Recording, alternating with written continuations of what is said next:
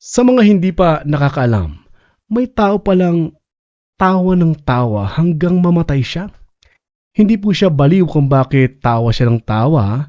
Ang kanyang kamatayan ay tinawag din sa mga report na laughter death. Siya ay si Alex Mitchell ng King's Lynn, Norfolk, England. Naiulat na namatay ito sa kakatawa habang nanonood ng The Goodies, isa itong comedy show noong 1975. Ayon sa mga doktor, dahil sa extreme laughing, nagresulta ito sa heart failure. Kaya tuluyan siyang namatay ng masaya. At least masaya, di ba?